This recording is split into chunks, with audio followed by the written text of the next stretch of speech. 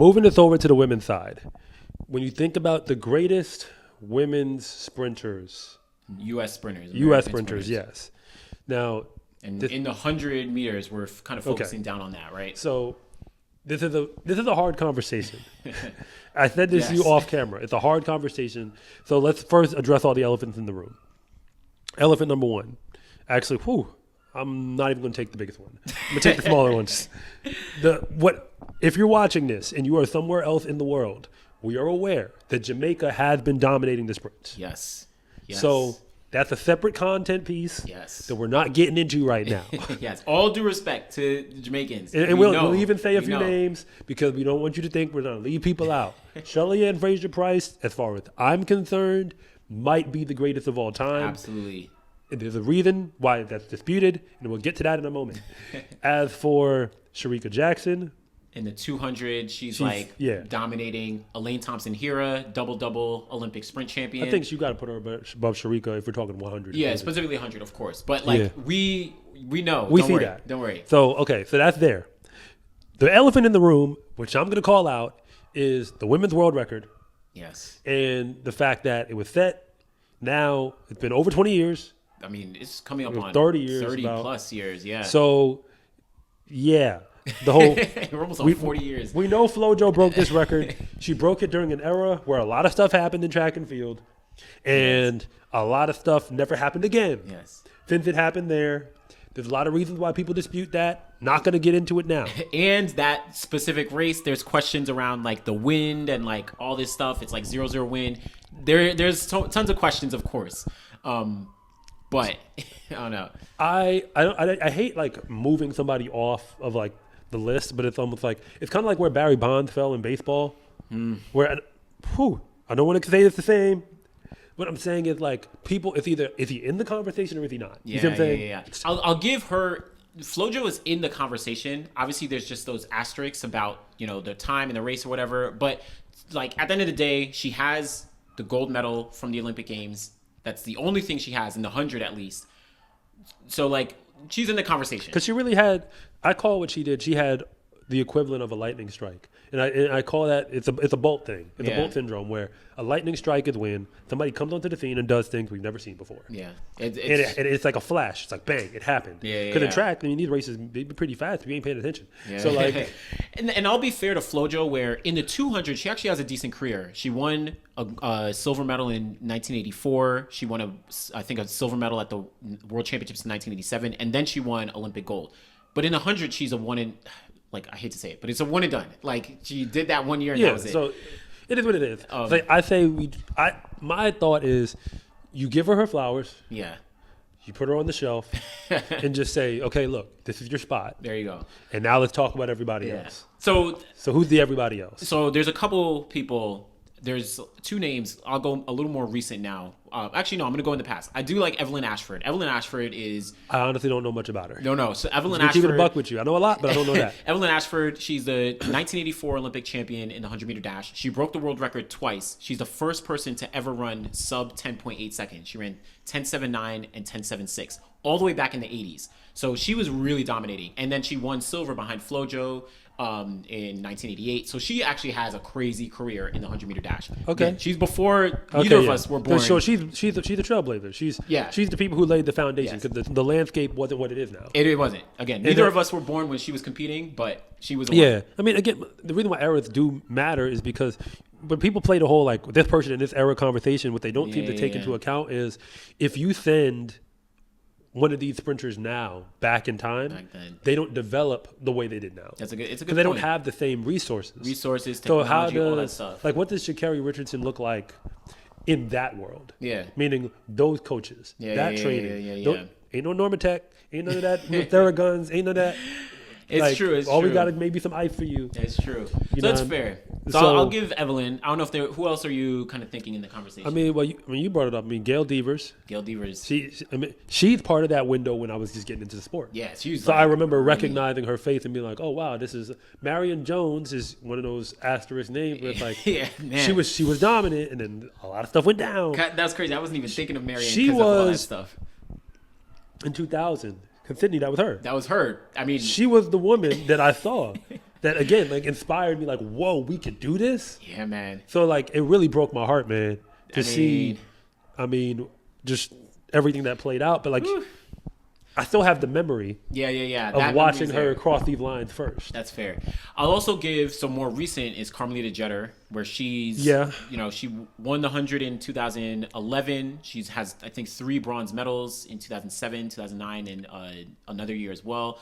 And she has Olympic silver. So I think she's coaching at UNLV now. Yeah, she's at UNLV. Yeah, she was at USC, and then she moved to UNLV as a head coach now. And, of course, she ran 10.6. She ran 10.64. She ran 10.67 as well. So she has like the times, and she was with the Jamaicans. Like she was losing the Shelley and Fraser Price and stuff like that. So it's like, but she was holding her own, but she managed to get a gold medal in that era, in the 100. So Carmelita Jeter is definitely in that conversation for me as well. Okay, so who's your best then? We already put Flo Jo on the shelf, so who you going with? So for me, and then the next question is, where does Sha'Carri fall into all of this? You got to go there, man. All you got to. So for me, I actually put. I'll give you a top 3. I put Evelyn Ashford number 1. I put Gail Devers number 2, and I put Carmelita Jeter number 3. Okay. Those would be my top 3. Gail Devers, she won double Olympic gold, and she won 100 gold in 1993. But I think Evelyn Ashford, kind of with that trailblazing aspect. But see, and notice we didn't even bring Flo Jo in. So like, I know. But see, the issue is like, so what have we been doing for the last 15 years? Like that's what, and by that I mean like when we're having this discussion about greatness, right? Yeah. Because people have a recency bias. Yeah. No shade at all to like all the respect in the world to the Melissa Jeffersons. Yeah. American champion. Jenna Brandini was an American champion in the 100 as well, I believe. She got one. She might have got one. You know what I mean? Like title. I'm saying like all the respect in the world to these women who've done amazing things. And then Sha'Carri, she won an Olympic trials. Yeah. Stuff happened. Moving on.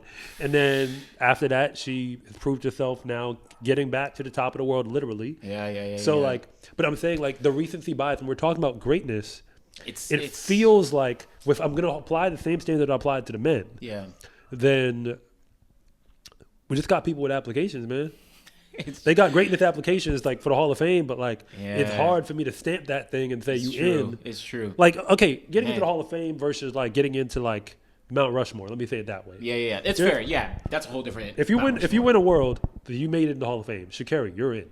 But like, when it comes to like that Mount Rushmore of like the greatest of the great thing, like, and we're just talking in this country. Yeah. Like the criteria is pretty steep when you start looking back across the years. I'll also give I was just thinking about it now. I'll give a shout out to Lauren Williams. She won. She was just like the Justin Gatlin of her era as far as like sticking around. She was around for so long. She has a world championship title, I think, in 2005. And she has world silver and an Olympic silver in the 100. She's another one who inspired me. I'm being honest. Yeah. Like watching her. And again, it was the longevity. You're killing it if we get tired of you. Where it's like, they still running? Man. They still here? Yep. I think what's crazy is Lauren Williams might have run on the relay in 2012 also. Like, this is the later part of her career, and she might have been in like the prelims in the 4x1. I mean, USA had some issues in those relays. Of course. And on the men and women's side, we didn't even get into that.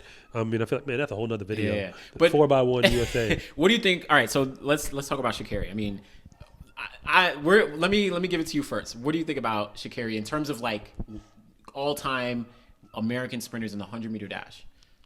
We're talking about trajectory. So the thing is, what she's done to this point means that we're watching you. Yeah. That's the best way to put it. Yeah. We're watching you. That's fair. I can't, like, again, I'm saying this as from the outside. Yeah. Again, she's won the Worlds. She very well could win the Olympics this year. Absolutely. We do want to see the double. She's got a lot of competition along the way. Absolutely. As far as, like, women who are obviously top tier. Yeah.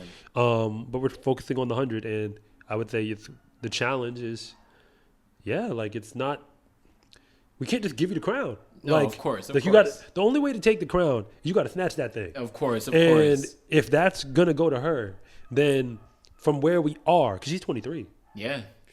She has years to go. Like, she's got to the problem with being the greatest American is that, like, you can't actually be just the greatest American.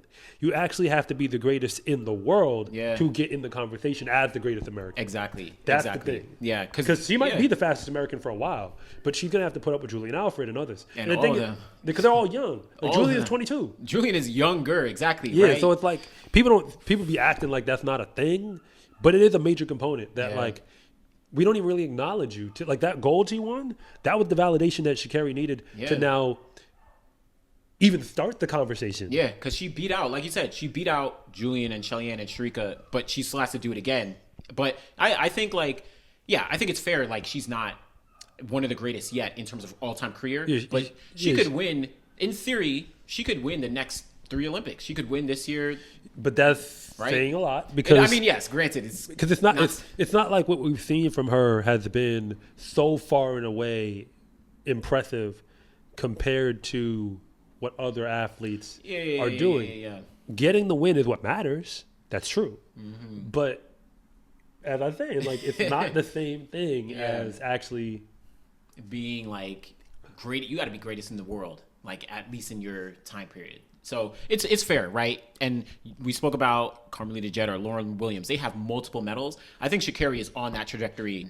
Yeah, people are coming for that as well. Just like I said, Sha'Carri could win the next 2 or 3 Olympic Games. Julian Alfred could also do the same thing, right? A couple other people could also do the same thing. But I think Sha'Carri is at least in a position where she is, unless like something crazy happens, she is very likely going to be one of the greatest American sprinters in the 100-meter dash. I mean, I'll end my thoughts this way. I knew she was special her freshman year of college because what Sha'Carri is doing, and this is put it in perspective. So no, we can't just give you the crown, but let's talk about where you're at on the trajectory. She comes out of high school, and SCA, I wasn't even putting out recruiting rankings or anything like that at that time yet. But yes, she was the best sprint recruit that year.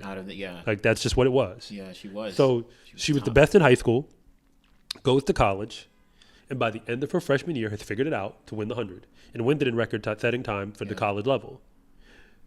2020.